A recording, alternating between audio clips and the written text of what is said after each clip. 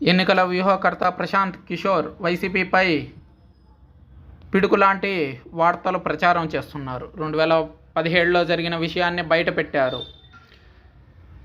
ఏపీలో ఎండలు ముదరక ముందే ఎన్నికల వాతావరణంలో ఆంధ్ర రాష్ట్రం హీటెక్కింది. అధికార వైసీపీ, విపక్ష టీడీపీ, జనసేన కూటమి వ్యూహ ప్రతివ్యూహాలు రచిస్తున్నాయి. ఒకవైపు రేసుగుర్రాల్లాంటి అభ్యర్థులను అన్వేషిస్తూనే మరోవైపు ప్రత్యర్థులను చిత్తు చేసే ప్రణాళికలను సైతం సిద్ధం చేసుకుంటున్నారు.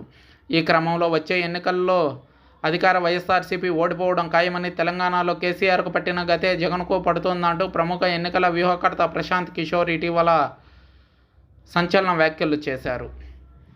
ఈ వ్యాఖ్యలు ఏపీ రాజకీయాల్లో సంచలనంగా మారిన విషయం తెలిసిందే. తాజాగా 2017లో జరిగిన ఓ ఆసక్తికర విషయాన్ని ప్రశాంత్ కిషోర్ స్వయంగా వెల్లడించారు. 2017లో పవన్తో పొత్తు పెట్టుకోవాలని చాలామంది వైసీపీ నేతలు భావించారని, ఈ మేరకు తనకు సలహా ఇచ్చారని, అదేవిధంగా పవన్ కళ్యాణ్తోనూ బేరసారాలు చేశారని, అవి విఫలం చెందిన తరువాతే జగన్ ఒంటరిగా వెళ్లాలని నిర్ణయించుకున్నారని తెలిపారు. ఎన్నికల వ్యూహకర్త ప్రశాంత్ కిషోర్ ఈ విషయాన్ని స్వయంగా తన నోటితో తానే వెల్లడించారు.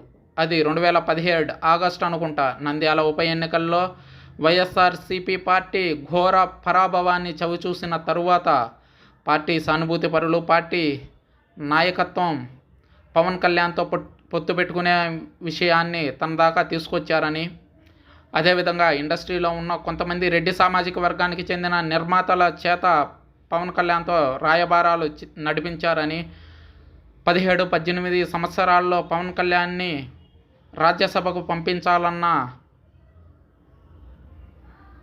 నిర్ణయానికి జగన్మోహన్ రెడ్డి వచ్చారని, అదే నిర్ణయాన్ని అనేక మంది సన్నిహితుల ద్వారా పవన్కి చెప్పినట్లు వెల్లడించారు. అయితే పవన్ కళ్యాణ్ ససేమిరా అనడంతో జగన్మోహన్ రెడ్డి ఒంటరి పోరుకు సిద్ధమయ్యారని, లేదంటే జనసేనతో కలిసి వెళ్ళేవారని స్పష్టం చేశారు. ఓ ఇంటర్వ్యూలో ఈ విషయాలను వెల్లడించారు ప్రశాంత్ కిషోర్. ఇందుకు సంబంధించిన వీడియోను జనసేన పార్టీ తాజాగా సోషల్ మీడియా వేదికగా షేర్ చేసింది. 2017 నంద్యాల ఉప ఎన్నికల ఓటమి తర్వాత జనసేన పొత్తు కోసం వైసీపీ ప్రాధేయపడిందని పోస్టుకు క్యాప్షన్ ఇచ్చింది.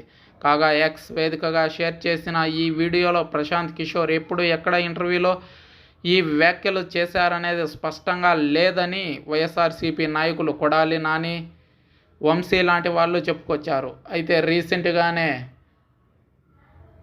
ప్రశాంత్ కిషోర్ ఓ ఇంటర్వ్యూ ఇచ్చిన విషయం విదితమే.